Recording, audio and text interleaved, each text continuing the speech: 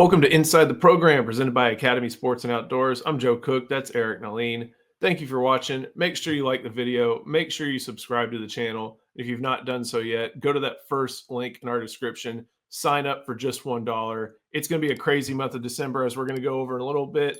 Lots of different things going on. We started with signing day. Now we're going to have some roster movement, maybe some staff movement, all the different things going on. We'll see what happens with the playoff. If not, we know Texas has one more game in its bowl game. So going to be a lot of action throughout the course of December. Come join us for just $1 over on Inside Texas. It's that first link in our description. And Eric, we'll get to that, what's in store for Texas football in December. But you also had some great notes you posted on Thursday night about some of the freshmen. We're going to encourage everybody to go sign up, just $1. But we'll do a little preview of what's going on in the trenches. And then in the secondary, there's production potential, physicality at that position. But we'll get to all of what the potential 2026 team has in store. But there's still going to be a lot of different things going on here throughout this month of December. We're going to be tracking over at Inside Texas. Yeah, I don't envy Sark this month, although it is a fantastic opportunity to right the ship and get this team back into playoff status, maybe national title contender. It can happen with a strong December. Just got off the phone 5 minutes ago. Was on the phone for about a half hour talking about everything that's going on. Was on the phone for at least an hour last night before I wrote that article on all the freshmen. Man, it's crazy. Sark is juggling a lot of chainsaws right now. I'm not saying he's struggling at all. There's just a lot going on. I think we're in store there's a potential for more coaching turnover than I think people realize. And of course, that's going to have downhill effects too. Because at the same time, you're trying to harness the powers of the portal. You're trying to retain your players when you lose a coach that can throw things into limbo, especially depending on what job he takes. If a coach leaves and he takes a competitive job, and say a regional rival, use Bo Davis as an example. Obviously, that impacts things. If he goes off, to the NFL or whatever, it doesn't matter as much. But that's one thing Sark is dealing with. And then the portal. There are so many upgrades that need to happen. Sark mentioned it. I think he downplayed exactly how aggressive they're going to be, especially once they figure out who leaves and goes to the portal. They're going to have to replace those players. But they are definitely back channeling some big names. They are being aggressive. Not saying they're going to land them, but they are trying. They're swinging for the fences. I'm picking up on a pretty good bit of aggressiveness from the staff. So I'm excited to see what's in store. It's going to be a good month. And I think when you say they're being aggressive, like this is not missed the playoff or struggled in 2025. Now we got to ramp it up. They're going to do that, but this is a regular occurrence for Sark and his program. And we may see it kind of redoubled this year because of who they have at quarterback and what's at stake. But this is not just like the first time Sark's done this. We've heard similar-ish things over the past few years about not only being proactive in talent acquisition, but just trying to figure out who could maybe be interested in looking for greener grass. Yeah, there's tough conversations. They're having some right now with the players. Not all players have had theirs yet. Exit interviews. You got to make room. That's the life cycle of roster management. You got exports. You've got imports. But agents are a double-edged sword, man. You hate dealing them when you're trying to get your guys signed, but you love that they're always reaching out. And you don't even know. You might not have known a guy was available 5 minutes ago. Now all of a sudden your board might change with one phone call. So agents doing their job, knowing that Texas has needs, I think could benefit Texas greatly. I'm curious to see how it plays out. It's gonna be a fun month. It's also gonna be, I think, a stressful month. If we're stressed a little bit on making sure we have everything covered, who knows how Sark's feeling right now. Always, hey, college football calendar. They've talked a lot about it lately, and this is just another example between roster management and the draft class, and then now. It's not really going to be until January 2nd, but there's going to be so much movement before then when it all opens. It's going to be a lot of fun to track. And then, like you said, the roster management, the coaching staff management, the carousel. I mean, we still got Penn State dying on the vine out there. So and they need to win a bowl game. Texas, 10 wins sounds a whole lot better than 9 wins. You want to be able to say they won over 10 games or more. 3 years in a row. That's definitely something you can hang your hat on. When a down season is 10 wins, Sark has already proven that he's done a great job because that's where the bar is now. Bowl games, even playoff games, always kind of give us an opportunity to look at the younger and next generation, because in those first few practices, you get Sark said 15 to 18. The number's always been like 15 for our brains, but he said 15 to 18. they're not going to be hitting with the ones and twos for all 15 of those Yeah. practices from, December 8th to, December whatever. They're going to give some younger players the opportunity to, get a lot of those reps.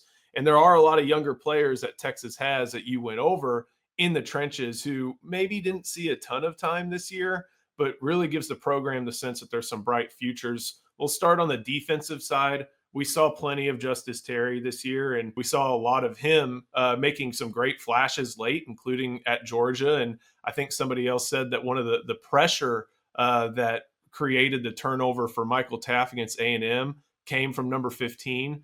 So a lot of potential there, but even other members of his class in Josiah Sharma and Moran Charles, those guys behind the scenes, not getting as much playing time as Terry, obviously, were still doing what they needed to do throughout the course of the season. Yeah, well, let me set the stage for the phone call first. Because I was checking in. You always got to worry about exports, who's going to leave.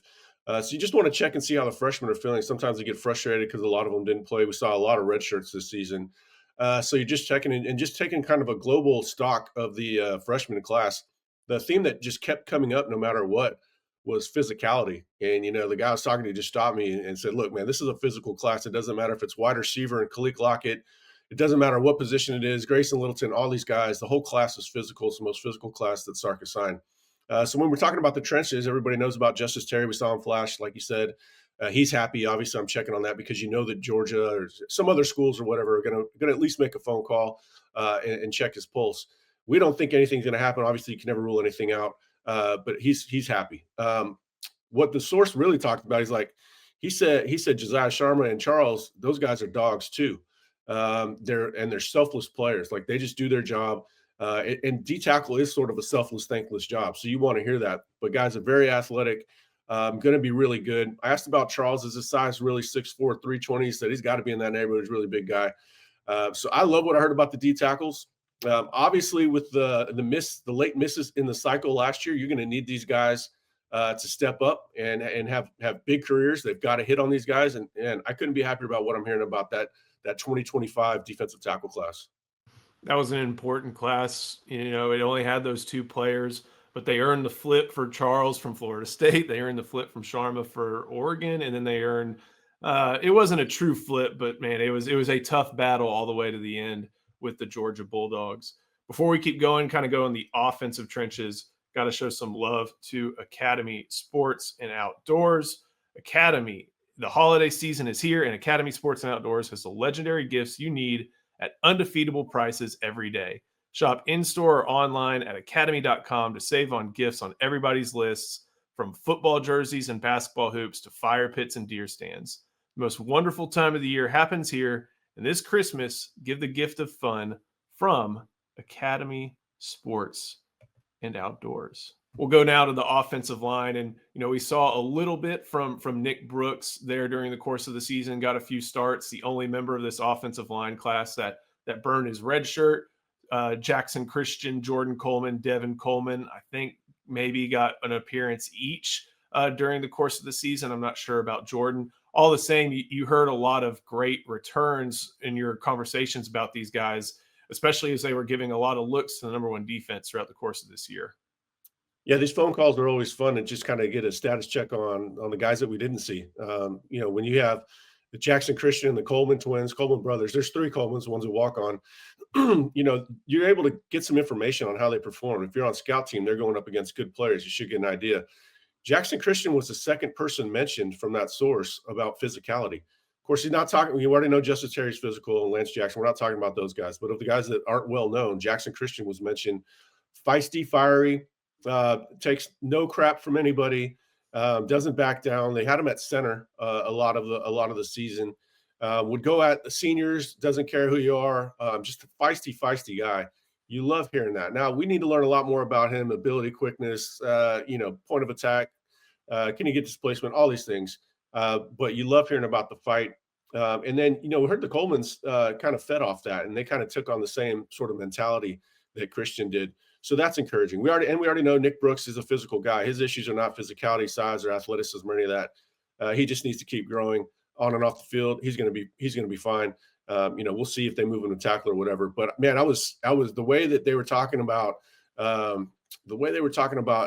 Christian and then the Colemans really got me excited for, hey man, maybe there's some hidden gems down there.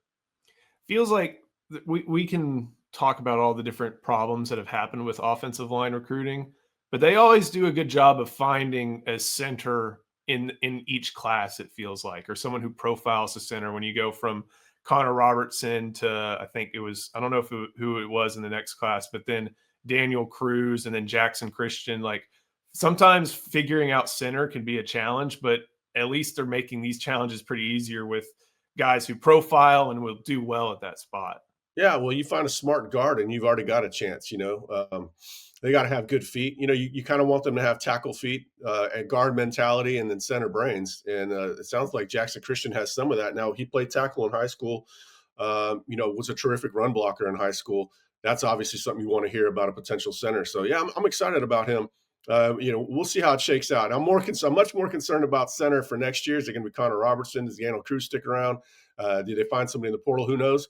But I loved hearing about Jackson Christian. Maybe he's functional depth sooner than we think. We'll go to another place where there's a lot of physicality, and that's in the secondary. And this was a very interesting year in the Texas defensive backfield for these class of 2025 guys. Half of them played a good amount, and half of them basically redshirted. You had Cade Phillips, Jonah Williams, and Grayson Littleton all have varying levels of contribution. Littleton starting, Phillips starting at the end, Williams becoming a key part of everything. You had Jonathan Cunningham, Caleb Chester, and Zealous Hicks. See a little bit of action, most of it by way of Cunningham and on special teams. But all the same, this is a group that, again, you heard physicality, you heard willingness to hit, and then you even saw some flashes on the field from a few of those guys, starting, of course, at star with Grayson Littleton. Yeah, that phone call yielded a million nuggets, not just about that class. So I'm already wondering what's going to happen at star, because I do think Grayson Littleton's going to go to corner next year. But Littleton, Cade Phillips, mentioned as physical, even Jonah Williams. I think Jonah doesn't get as much credit for being physical because, he's known for making a bunch of plays on special teams and even at wide receiver at Galveston Ball. And then he's a baseball player. Baseball players aren't always known for being physical, but he'll hit you as well. And Jonathan Cunningham. Cunningham was mentioned as a dog, and he was that way in high school too, so that's not really surprising. He could get a look at star or potentially safety. I don't think Cunningham is ever going to grow into a linebacker, but that's fine. And they really like how he profiles the special teams. And then I think Cade Phillips' physicality really started to show as the season wore on. And now, if it's Cade and Grayson next year at corner, and Kobe Black is going to have something to say about that. Warren Roberson's going to have something to say about that. All four of those guys are physical. Grayson's just a little bit on the smaller side, but he's a dog as well. So physicality within that class is music to my ears, because we already know they're talented. That's the number one class in the nation. And then you start hearing about, hey, they want to hit. Physicality is not just a sign of what's going to happen on the field, but it's usually a sign that they like football. Liking football is half the battle. And I'm glad you ended on that, because you think of Jonathan Cunningham, who may have been one of the lower rated guys in that group. He comes from a program at North Crowley that cares because they're winning games. And you see him, he got to 4 games, and I think there may have been some injuries that kept him out of 5th or 6th. I don't think they meant to redshirt him. He had some injuries. They really liked him on special teams. It just didn't quite have Banks' trust, which who knows what it takes to get Banks' trust, because Warren Roberson's had it for years. But they were a little bit leery of playing him, but they love his upside on special teams. I'm excited to see where he goes. You need guys like that, length, size, speed, want to hit, and then have some safety upside. Yeah, I don't want to leave out Zealous Hicks and Caleb Chester either. Zealous was on special team or on scout team as well this season, just on the younger side. You got to remember he reclassified. And then Caleb Chester is a solid program guy. He's just got a lot of bodies in front of him. Look at the guys we're talking about. Grayson Littleton, potential 3-year player. Cade Phillips, potential 3-year player. Kobe Black was one of the best players on the entire field, Texas versus Texas A&M. You can make a case he was, top 7, 8 players on the entire field. So we know he's talented. And Warren Roberson's coming along. Love what I'm hearing about Warren. Football IQ is improving. Maybe it doesn't always show up in the penalties, but I think it's showing up in his playing time. Maybe got to give him club hands so he can't grab. Maybe that's how they solve that. I don't know how effective that would be for a defensive back, but hey, save you 15 yards every now and then. So that's what you got to make sure happens. That was just a snippet of a lot of the details you covered for every single position in this class. number one ranked class. Saw a lot of them this year. Saw a lot of them still redshirt, but some of the stuff you posted about quarterback, running back, tight end, wide receiver. Wide receiver got a lot of interest, of course, throughout the season because five-star guys weren't seen in the field as much as people may like, but still a lot of positive returns on offense and defense, skill and trenches from what you posted last night. Yeah, absolutely. There's a lot of talent. You're not always going to see that wide receiver in an offense as complicated as Sark's. You're not going to see it right away. They have that talent. They're performing. They're developing. They're coming along. I'm excited. It was a really fun call. I was on the phone for a long time. Got a lot of great information. I'll be sharing over the next couple of days.